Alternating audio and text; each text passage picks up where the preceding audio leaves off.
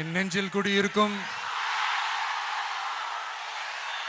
திருச்சி பகுதி மக்கள் உங்கள் அனைவருக்கும் என்னுடைய வணக்கம்.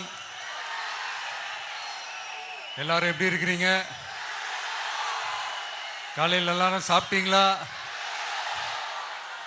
ரொம்ப நேரமா வெயிட் பண்றீங்க போல. இந்த சீக்கிரம் முடிச்சிடுறேன். கேஸ் பிரச்சனையெல்லாம் எப்படி இருக்கு? சரியாயிடுச்சா? சால்வ் ஆயிடுச்சா? கேஸ்லாம் புக் பண்ணீங்கன்னா புக் ஆகுதா? இந்த கேஸ் பிரச்சனையினால எவ்வளவு பிரச்சனைகள், எவ்வளவு டீ கடைகள் மூடிட்டாங்க, எவ்வளவு ஹோட்டல்ஸ் மூடிட்டாங்க, இதனால எவ்வளவு கஷ்டங்கள், எவ்வளவு நஷ்டங்கள். அவங்களாச்சும் கொஞ்சம் உஷாரா இருந்திருந்தாங்கன்னா இந்த கேஸ் தட்டுப்பாடை கொஞ்சம் கண்ட்ரோல் பண்ணியிருக்கலாம். இவங்களாச்சும் கொஞ்சம் முன்னெச்சரிக்கையா இருந்திருந்தா அட்லீஸ்ட் நம்ம ஊர்லயாச்சும் இந்த கேஸ் தட்டுப்பாடை கொஞ்சம் கண்ட்ரோல் பண்ணியிருக்கலாம். இவங்க 2 பேரும் தான் இதுக்கு காரணம். ஆனா நம்ம ஸ்டாலின் சாரை கேட்டீங்கன்னா நமக்கு அதுக்கும் சம்பந்தமே இல்லையே அப்படின்பாரு. ஆனா அவரு வீட்டில் ஏதாவது ஒரு ரைடுனா, அவரு வீட்டில் ஏதாவது ஒரு பிரச்சனைனா டெல்லிக்கு பறந்து போயிட்டு வருவாரு.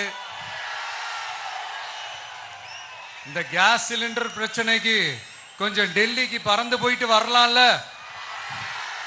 கொஞ்சம் பிரயோஜனமா வச்சு இருக்கும்ல. கேஸ் சிலிண்டருக்கு மானியமா 100 ரூபாய் தருவேன்னு சொன்னீங்களே, என்ன ஆச்சு? கரும்புக்கு ஆதார விலையா 4000 ரூபாய் தருவேன்னு சொன்னீங்களே, என்ன ஆச்சு? இந்த ரேஷன்ல சர்க்கரை 1 கிலோ எக்ஸ்ட்ரா தருவேன்னு சொன்னீங்களே, என்னாச்சு? ரேஷன்ல உளுந்தம்பருப்பு கொடுப்பேன்னு சொன்னீங்களே, என்னாச்சு? நானும் இது எத்தனை வாட்டி ரிப்பீட் பண்றதுன்னு எனக்கு தெரியல. நீட்டை ரத்து செய்வோம்னு சொன்னீங்களே, என்னாச்சு? ஸோ எதெல்லாம் அவரால் செய்ய முடியாதோ அதையெல்லாம் பொய் வாக்குறுதிகளாக கொடுத்து ஏமாத்துறது தான் இவருடைய வேலையே. இப்போ அடுத்த செட் ஆஃப் இந்த பொய் வாக்குறுதிகளை ரெடி பண்ணிட்டாரு. அதனால அவரை மாதிரி நாங்க பொய் வாக்குறுதிகள்லாம் கொடுக்க மாட்டோம். மக்களுடைய தேவைகள் என்னன்னு சரியா புரிஞ்சுக்கிட்டு அதுக்கேற்ற மாதிரி தான் நாம செயல்படுவோம். 6 சிலிண்டர்கள் தாய்மார்களுக்கு கட்டணம் இல்லாம அன்னபூர்ணி சூப்பர் 6 திட்டம் சொன்ன மாதிரியே நிறைவேற்றுவோம். கல்யாணம் ஆகி போற நம்ம தங்கைகளுக்கு 1 பவுன் தங்கமும் பட்டு சேலையும் சொன்ன மாதிரியே கொடுப்போம். 60 வயசு வரைக்கும் இருக்கிற குடும்ப தலைவிகளுக்கு மாதந்தோறும் 2500 சொன்ன மாதிரியே கொடுப்போம். என்னுடைய அம்மா, அக்கா, தங்கைகள் எல்லாருமே தமிழ்நாட்டில் எந்த மூலையிலிருந்து எங்க வேணாலும், தமிழ்நாட்டுக்குள்ள எந்த பஸ்ல வேணாலும் ஃப்ரீயா சொன்ன மாதிரியே ஃப்ரீயா போகலாம். கல்வி, ரேஷன், மருத்துவம், குடிநீர், சாலை வசதி, பஸ் போக்குவரத்து, இந்த மாதிரி அடிப்படை விஷயங்கள்ல தான் எங்களுடைய முதல் கவனம் இருக்கும்.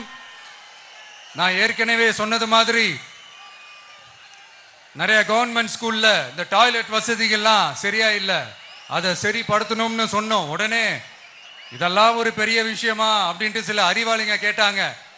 அந்த அடிப்படை வசதிகள் இல்லாததுனால தான் ஒரு 12th ஸ்டாண்டர்ட் படிக்கிற பொண்ணு ஒரு அவசரத்துக்கு ஒரு காட்டு பக்கம் ஒதுங்கினாங்க. என்னாச்சு? இந்த உலகத்தை விட்டே போயிட்டாங்க. அதுக்கு என்ன காரணம்? இந்த மாதிரி அடிப்படை வசதிகள் இல்லாததான் காரணம். அதனால் என்னுடைய தாய்மார்களே, உங்களுக்கு பாதுகாப்பு இல்லாத இந்த அடிப்படை வசதிகள் கூட செஞ்சு கொடுக்காத இந்த தீய சக்தி திமுக அரசை என்ன பண்ணலாம்? தூக்கி வீசி அறிவோமா? எதுக்கு இப்ப அங்க இங்க சுத்திக்கிட்டு நம்ம ஊருக்கே வருவோம், நம்ம திருச்சிக்கே வருவோம். இங்க ஒரு மந்திரி இருக்கிறாரு, நகராட்சி துறையில வேலை வாங்கி தரதா சொல்லி கோடிக்கணக்கான பணத்தை லஞ்சமா வாங்கிக்கிட்டு தகுதியானவங்களுக்கு எல்லாம் வேலை வாய்ப்பு கிடைக்காத அளவுக்கு பண்ணிருக்கிறாரு. இதெல்லாம் எவ்வளவு பெரிய ஒரு ஏமாத்து வேலை. அதனால நம்ம தம்பி தங்கைகளே, உங்களுக்கு இந்த வேலை வாய்ப்பை பறிச்ச இந்த ஸ்டாலின் சார் சர்க்காரை என்ன பண்ணலாம்? தூக்கி வீசி எறிவோமா? உங்களுக்கு இந்த பாதுகாப்பு இல்லாத, சட்டம் ஒழுங்கு சரியில்லாத இந்த தீய சக்தி திமுக அரசை என்ன பண்ணலாம்? தூக்கி வீசி எறிவோமா? நகராட்சி துறையில மட்டுமே 1000 கோடிக்கு மேல ஊழல்னா அப்ப மத்த துறையில எல்லாம் கொஞ்சம் கணக்கு போட்டு பாருங்க, தலையெல்லாம் சுத்தி போயிடும்.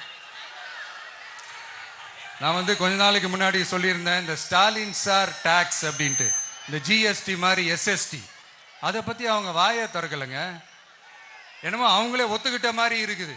ஆமா, இப்படி ஒரு டாக்ஸ் இருக்குது அப்படின்னு அவங்களே ஒத்துக்கிட்ட மாதிரி ஆயிடுச்சு.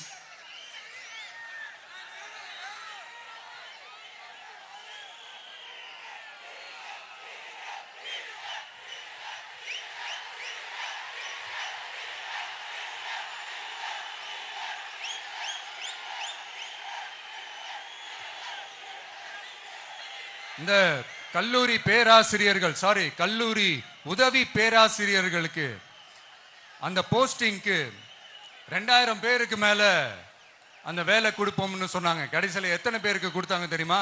வெறும் 5 பேருக்கு. 2000 எங்க, இன்னும் 5 எங்க? அதனால இதெல்லாம் வெறும் அறிவிப்புகள் மட்டும்தான். இது மாதிரி லட்சக்கணக்கான காலி பணியிடங்களை நிரப்புவோம்னு சொன்னாங்க, அதுவும் என்ன ஆச்சுன்னு தெரியல. இதெல்லாம் வெறும் அறிவிப்புகள் மட்டும்தான். இதனால ஒரு யூஸுமே கிடையாது. யூஸ்லெஸ் கவர்மெண்ட் இது. அது மாதிரி 100% ஒரு நியாயமான ஒரு ஆட்சியை நாம கொடுப்போம்ங்க. 100% நீங்க இந்த விஜய நம்பலாமுங்க. நீங்க நம்புறீங்கன்னு எனக்கு தெரியும். அதனாலதான் என்னுடைய சொந்த பந்தங்களாகிய உங்ககிட்ட எனக்கு அந்த உரிமை இருக்கு. எனக்கு ஒரு வாய்ப்பு கொடுங்க, எனக்கு ஒரு சான்ஸ் கொடுங்கன்னு உங்ககிட்ட கேட்காம வேற யாருக்கிட்ட நான் கேட்பேன்? அதனால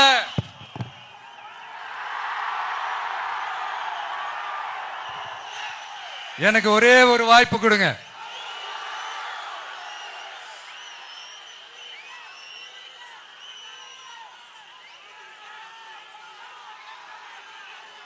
இருந்தாலும் ரொம்ப முக்கியமா ஒன்ன நீங்க ஆழமா மனசுல வச்சுக்கணும்.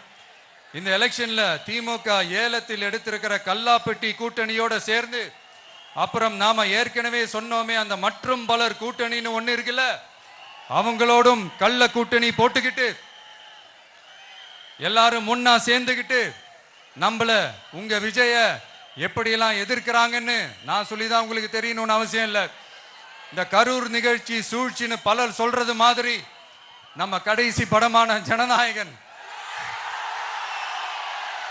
அதான் நம்ம மனசுக்கு நெருக்கமான உங்க எல்லாரோடும் நமக்கு இருக்கிற பூர்வ ஜென்ம பந்தத்தை இன்னமும் எங்க இறுக்கமா மாத்திடுமோன்னு, எங்க அது இந்த தேர்தலில் நமக்கு மிகப்பெரிய ஆயுதமா மாறிடுமோன்னு ஒரு கூட்டு சூழ்ச்சி, அதோட இன்னும் பல பல சூழ்ச்சிகள். அதனால உங்க மகன், உங்க அண்ணன், உங்க தம்பி, உங்க விஜய் கேட்கிறேன், உங்களுக்காக நீதி கேட்க வந்த எனக்கும் சேர்த்துதான் நீதி வேண்டும். அவங்க கொள்ளையடிக்க இதுவரைக்கும் எப்படி உங்களை ஏமாத்திட்டு இருக்காங்க தெரியுமா? இந்த காங்கிரஸ்ல இருக்கிற சிலரை கையில பணப்பையில போட்டுக்கிட்டு சிறுபான்மை மக்களை ஏமாத்த ஒரு நேரடி பாதி கதர் கூட்டணி, அப்புறம் இந்த மற்றும் பலர் கூட்டணின்னு ஒண்ணு இருக்குல்ல, அதோட டெல்லி ஓனரோட ஒரு கொள்ளைப்புற கள்ள கூட்டணி, அதாவது பாதி காவி கூட்டணி. கொள்கைன்னு ஏமாத்துறாங்க. அதனால இந்த திமுகவையும் நம்பாதீங்க, இந்த பாஜகவையும் நம்பாதீங்க. 2 பேரும் வேற வேற கூட்டணி எல்லாம் கிடையாது, ஒரே கூட்டணி தான். 2 பேரையும் நம்பாதீங்க. இதுல எந்த டவுட்டும் உங்களுக்கு வேணாம். நீங்க திமுகவுக்கு ஓட்டு போட்டாலும் சரி, அந்த மற்றும் பலருக்கு நீங்க ஓட்டு போட்டாலும் சரி, நீங்க யாருக்கு ஓட்டு போடுறதுக்கு சமம்னு நீங்களே புரிஞ்சுக்கோங்க. அதனால இந்த வரப்போற தேர்தலில் டிவிகேக்கு உங்க சப்போர்ட்டியை கொடுங்க. இன்னும் பல வருஷத்துக்கு தமிழ்நாடு சூப்பரா இருக்கும். அப்புறம் நான் ஒரு விஷயத்தை திருப்பி ரிப்பீட் பண்றேன்னு சொல்லி யாரும் தவறா எடுத்துக்க வேணாம். ஏன்னா அது என்னுடைய கடமை. ஒவ்வொரு ஊருக்கும் போய் அதை நான் ரிப்பீட் பண்ண சொல்லியே ஆகணும். ஏப்ரல் 23ஆம் தேதி சும்மா காலங்காத்தால பக்காவா ரெடி ஆயிட்டு ஓட்டர் ஐடி கார்டை கையில எடுத்துக்கிட்டு முதல்ல பூத்துல போய் நின்னு அந்த விசில் சின்னத்துக்கு நேரா இருக்கிற அந்த பட்டனை ஒரு அழுத்துங்க. உங்க வீட்டுல இருக்கிற ஒவ்வொருத்தரையும் அழைச்சிட்டு போங்க. சப்போஸ் வெளியூர்ல இருந்து இங்க திருச்சியில இருக்கீங்கன்னா என்னடா ஊருக்கு போய் ஓட்டு போடணுமேன்ட்டு அசால்ட்டா விட்டுறாதீங்க. இப்பவே அட்வான்ஸ் அவங்களோட டிக்கெட்டை புக் பண்ணுங்க. இது ஒரு தலைமுறைக்கான ஒரு தேர்தல், உங்களுக்கான தேர்தல். எவ்வளவு பெரிய வசதியான வாழ்க்கையா இருந்தாலும் எல்லாத்தையும் உதறி தள்ளிட்டு உங்களுக்காக மட்டுமே வந்திருக்கிறேன். உங்களுக்காக நன்றி கடன் செலுத்துறதுக்காக மட்டுமே வந்திருக்கிறேன். அத்தனை வழிகளையும் தாங்கிக்கிட்டு உங்களுக்காக மட்டுமே வந்திருக்கிறேன். ஒரு நாளும் பொய் சொல்லி உங்களை நான் ஏமாத்த மாட்டேன். இந்த 4 முனை போட்டி 40 முனை போட்டின்னு எத்தனை முனை போட்டின்னு வந்தாலும் இங்க 2 முனை போட்டி மட்டும்தான். ஒன்னு டிவிகே, இன்னொன்னு டிஎம்கே. மக்கள் விரோத ஆட்சி நடத்துற ஸ்டாலின் சார் வேணுமா, மக்களை நேசிக்கிற விஜய் வேணுமா? அவ்வளவுதான் இந்த தேர்தலே. அதனால உங்க விஜய்க்கு, உங்க அண்ணனுக்கு, உங்க தம்பிக்கு, உங்க பிள்ளைக்கு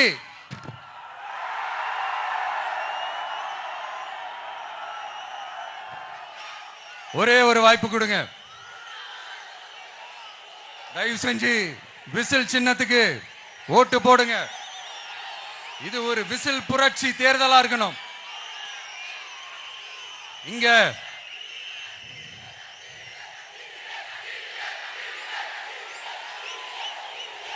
தேங்க்யூ.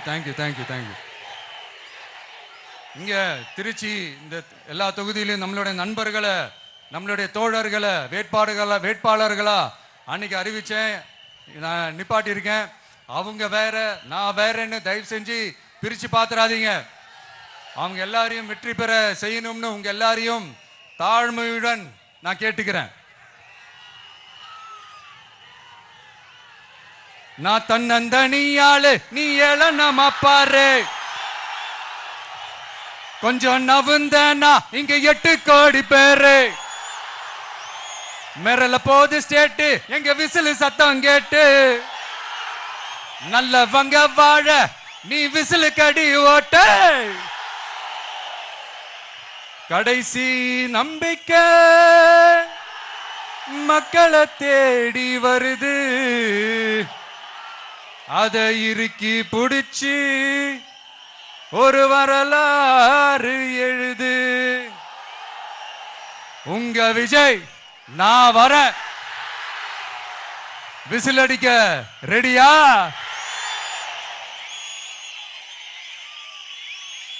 கான்பிடண்டா இருங்க. நல்லதே நடக்கும். வெற்றி நிச்சயம். மீண்டும் சந்திக்கும் வரை நன்றி, வணக்கம்.